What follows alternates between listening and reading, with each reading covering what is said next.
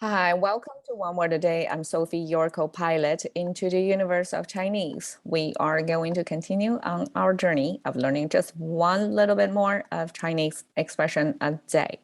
Yesterday, we talked about 江河湖海, 4 types of waters, river, and lake and sea.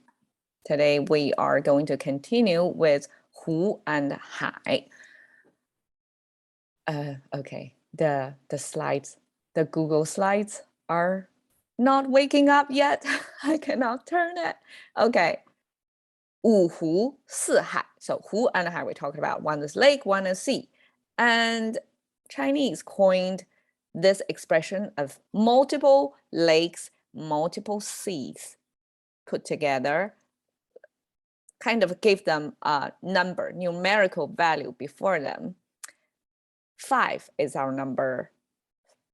五 is our number 5. 四 is our number 4. And it's interesting because in Chinese, we have 1, 2, 3, which is just 1, 2, 3 horizontal lines up to 3. And then here is 4. I guess you can view it as 4 vertical lines. They are connected, boxed in to show you. But what about number 5? Why it looks like that? The original form actually looks like this. And when I discovered how it was written originally, I was almost like in shock of the ancient wisdom over there. So the interpretation of this word is, okay, the top line is the sky or the heaven, and the bottom line is the earth, okay? Between heaven and earth, there is this crossing. Crossing means something is changing from the earth level, and then there's this midpoint, and then going the other way toward heaven. Something, right? It's up to our interpretation what that is. But 五 actually means this crossing, this middle point, this middle of earth and heaven. And when we think about numbers, right? We have 10. We use this digital form, that's 10 fingers. That's our unit of calculation. And number 5, number 5, 6, 7, 10 is the midpoint, right? Is half of this 10.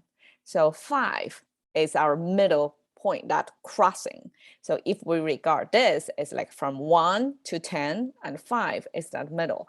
And ancient people, whoever come up with the concept, is genius enough to view this 5 as this crossing point, this middle of heaven and earth. And also like a written form, it's elegant. It looks like an hourglass, right? And it's just elegant way of expressing some abstract concept to capture number 5. And because this cross, this diagonal lines, we don't really, it's not efficient in written form. So eventually the diagonal lines turned into this way of writing. So that's for the convenience of writing, but originally it was this form. Proud of my ancestors. Okay, here are what 5 lakes and 4 seas. So all of these blue colored markers are the locations of 4 types of seas. So China has quite some of seashore, and there are 4 major seas. Bohai, one means this Bay area. This is pretty big Bay area. Beijing is somewhere over there, and there are some other provinces. Shanghai is somewhere over there. So 2 prominent cities in China are, Shanghai is right on the sea. On the sea, Shanghai means on the sea. And Beijing is northern capital, so it's inland.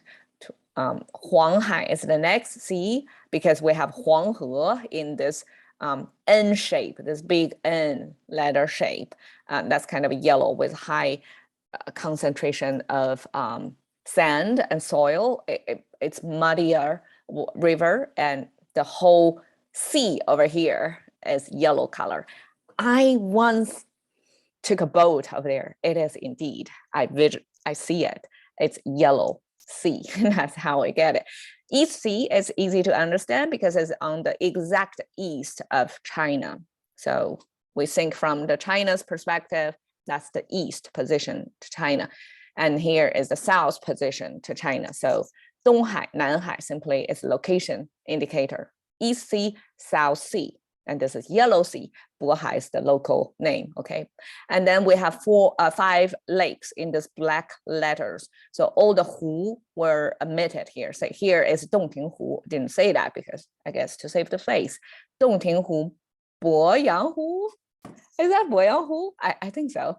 Caohu, Taihu, and Hongzehu are 5 big lakes along the riverway. And you can see a lot of them are Changjiang, this big W letter, Changjiang Yangtze River, and the side streams, the branches of that big river, and all of these lakes are somewhat positions along this river. And you can imagine somebody created this phrase 五湖四海 in probably 100 years ago. Because ancient times, people probably don't travel that far, or if they do, people from different locations of China probably don't gather. And 五湖四海 actually was created and used in a context of people from geographical locations represented by 五湖四海, right? You can see this pretty much majority of China in this green panel. That's kind of agriculturally and culturally rich regions, like the main populations are located spread out along this riverways or along the seashore. So that's representation of geographical locations. And so people from 五湖四海 gather together for some common goals, which back then was either, in the name of revolution or, rebel to overthrow the government, something like that. So this is a unifying call to people from different regions to come for a common good. Okay, 五湖四海, that eventually used to mean people from everywhere.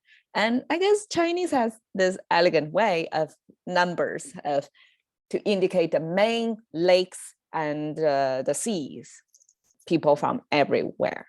Okay. Cash into the currency of thinking by one word a day with Sophie. See you another day.